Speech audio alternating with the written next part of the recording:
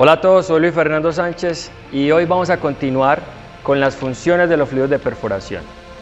Otra función que deben de cumplir los fluidos de perforación es minimizar los impactos a la formación. ¿Cómo así? Evitar que haga socavamientos, que te haga cavernosidades, ¿sí? Que te haga un pozo irregular, ¿sí? Eso se provoca, quedan esos pozos irregulares cuando tenemos lodos muy agresivos. ¿De qué va a depender la agresividad de un lodo? Va a depender de la viscosidad y de la velocidad que tenga ese fluido por los espacios anulares. Entonces va a depender también directamente del caudal.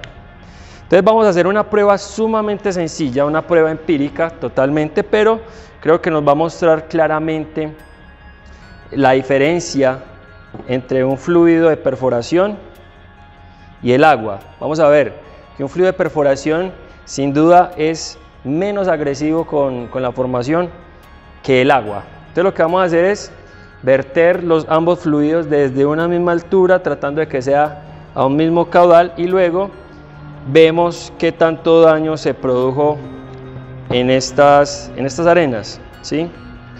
Entonces, bueno, vamos a intentarlo hacer al mismo tiempo.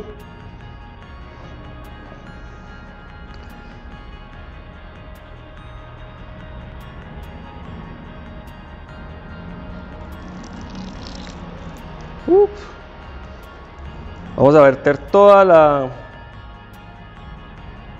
el lodo desde la altura mayor posible. Muy bien. Ok, no se pudo al mismo tiempo. Con el agua no hemos vertido todo el agua y ya vemos que sin duda afectamos la formación. Hizo cavernosidad, la agredió, arrancó material, ¿sí? Y vamos a ver qué sucedió con el lodo de perforación. Vamos a retirar esto por acá. Y como pueden ver, no se generó cavernosidad, no hizo ningún agujero, ¿sí?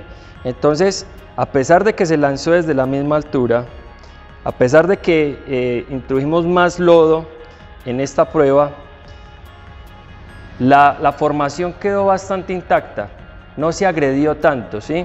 Entonces este fluido es más dócil con la formación. Esto es lo ideal, porque no podemos generar esas cavernosidades ni esas agresiones a la formación, porque desde luego eso causa muchos problemas. ¿Cómo cuáles? Cuando genera una cavernosidad, la tubería empieza a vibrar demasiado, se puede desempatar, se puede romper un tubo, y eso pues nos puede hacer una fiesta tremenda pues en la perforación, ¿sí? También habría que incorporar mucho más fluido de perforación, habría más ineficiencia. También al generar cavernosidades, la velocidad anular del fluido se reduce. Y tengan muy en cuenta que la capacidad de limpieza de un fluido de perforación, o sea, la capacidad de sacar los recortes del pozo de un fluido, no solo depende de la viscosidad, sino que también depende de la velocidad que él tenga. Entonces, si llega a un espacio más amplio, la velocidad sin duda se va a reducir, y eso va a hacer que la limpieza en ese punto en específico donde está la cavernosidad no sea tan bueno como esperamos. Otra función importantísima que tienen los fluidos de perforación, especialmente cuando hacemos perforación con recuperación de núcleo, es mejorar la recuperación de ese núcleo, ¿sí? Pero bueno, ¿cómo nos ayuda el fluido a nosotros a mejorar esa recuperación? Como vimos en el caso anterior, si no preparamos un buen fluido de perforación, este va a ser indudablemente muy agresivo con la formación. Pero resulta que cuando recuperamos núcleo, el fluido, muéstrame, le explicamos acá, aprovechemos el barril didáctico, el fluido va a entrar por esta parte externa al tubo interno y por la broca, por la parte interna de la broca, o sea, por este espacio anular pequeño, ¿sí? Y llega a este punto. Este punto es la zona más crítica de la perforación diamantina. ¿Por qué? Porque es donde se corta la roca, pero también donde se genera el fenómeno de la recuperación, ¿sí? Que es un fenómeno bastante complejo. Y la recuperación no solo depende del fluido, depende de muchísimos factores, pero el fluido es uno de los más importantes. Entonces, ¿qué sucede? Resulta que cuando estamos generando el núcleo, se genera una zona de contacto fluido muestra. La muestra está entrando por acá, ¿sí? Y en cierto momento, cuando ya empieza a entrar el tubo interno, la muestra, parte del conducto por donde se mueve el fluido, porque él desciende por acá y luego sale por las vías de agua y empieza a subir. Parte del conducto por donde se mueve el fluido es la muestra. O sea, la muestra se vuelve una pared por donde se conduce el fluido. Sobre todo en estas brocas de descarga lateral, que no son las mejores para mejorar la recuperación. Como en este tipo de brocas, usted debe levantar el core lifter case entre 3 y 5 milímetros.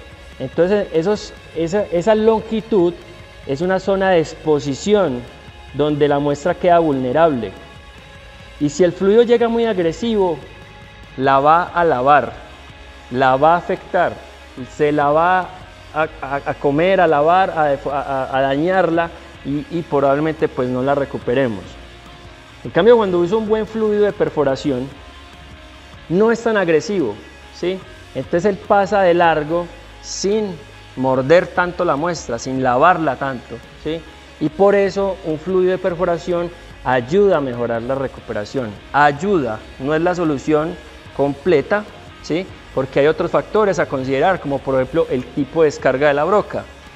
Si es un terreno muy difícil de recuperar, lo recomendable es usar otro tipo de broca con una descarga frontal o tipo sand, donde se pueda pegar el portarretenedor casi que por completo, haciendo que la zona de contacto fluido muestra quede absolutamente reducida, ¿sí?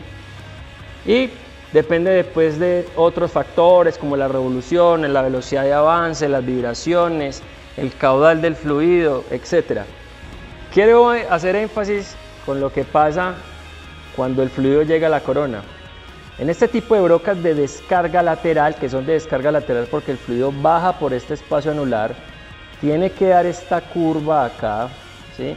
Y luego sale por las partes laterales del fluido. O sea, el fluido va desde la parte interna del diámetro hacia la parte externa. No es como la descarga frontal, que el fluido va directo a la zona de corte.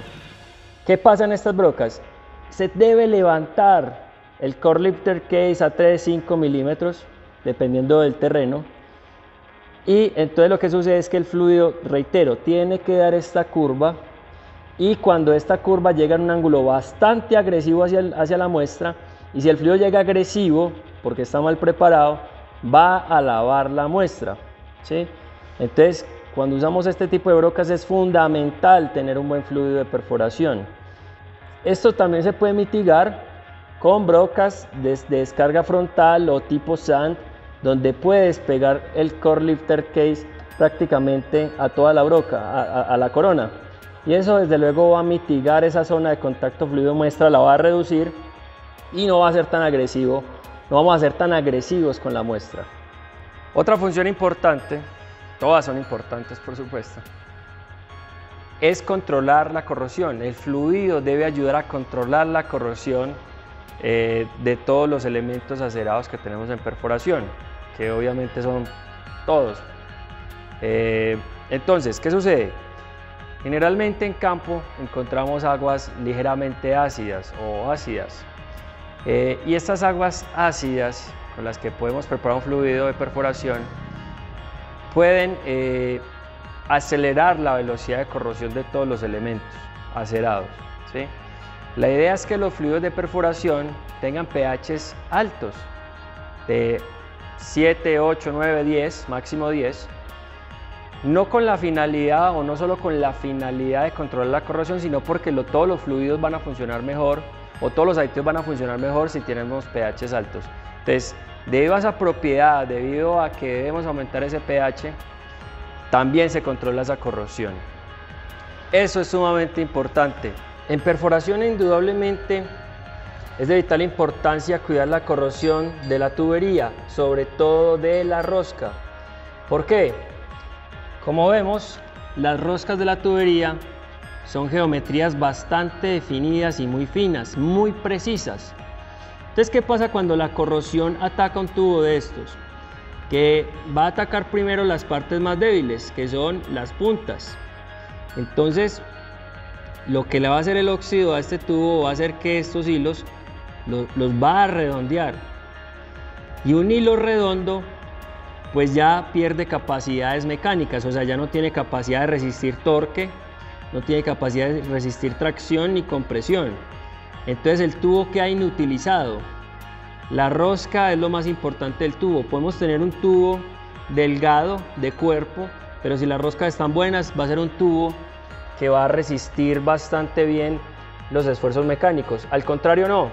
Podemos tener un tubo grueso, robusto, con buen cuerpo, pero si los hilos están redondeados, ese tubo no nos sirve. Incluso en pozos cortos de 20, 30 metros, ya este tubo se desempata, ¿sí? Entonces, ese es un grandísimo problema.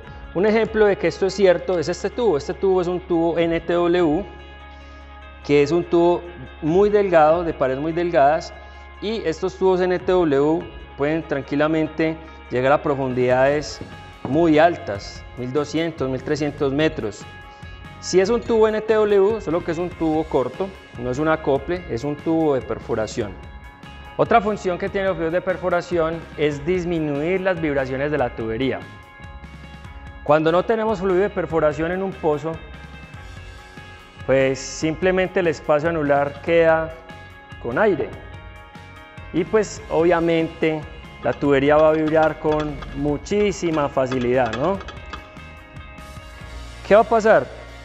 El fluido, ¿por qué cumple la función de disminuir las vibraciones? Bueno, pues vamos a agregar fluido de perforación y vamos a darle nivel a este pozo. Muy bien, pues vamos a ver. Desde luego él ya no vibra tan fácil. Mire que cuando intento mover el tubo también trata de moverse la probeta, ¿no? Entonces eso habla de que el fluido está actuando como un amortiguador, un resorte que evita que la tubería pues se mueva con muchísima facilidad y vibre, ¿no? Es muy importante reducir las vibraciones en un pozo porque una tubería que vibre va a ser una tubería que nos va a provocar el desvío de un pozo y desde luego eso no es para nada conveniente. Finalmente, el fluido de perforación para el caso en aquellas perforaciones que se requiere de motor de fondo, el fluido también se encarga de transmitir energía mecánica a ese motor, ¿sí? Entonces esa es otra función que tiene el fluido. Y también otra función es mitigar el impacto al medio ambiente. Los aditivos que usamos en fluidos base agua dulce son inertes, ¿no? Realmente son productos muy seguros, no hacen daño, digamos, al medio ambiente, ni a los animales, ni al hombre.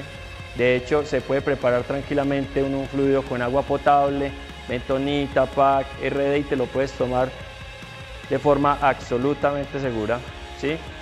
Y también lo podemos enfocar desde el punto de vista de que gracias a los fluidos de perforación mitigamos la pérdida de fluido de retorno y resulta que cuando tenemos un pozo sin retorno nos gastamos aproximadamente 40-50 metros cúbicos de agua por turno para el caso de la perforación diamantina y cuando tenemos retorno aproximadamente entre 8 y 12 galones por minuto, más o menos por ahí. Entonces, como el fluido obtura esas formaciones permeables, tenemos mejor retorno y desde luego generamos un impacto menor al medio ambiente porque consumimos menos agua. Bueno, hasta acá el video de hoy, funciones de los fluidos de perforación, el segundo video. Quiero agradecerles y espero que les haya gustado estos dos capítulos de funciones. Nos vemos en un próximo video.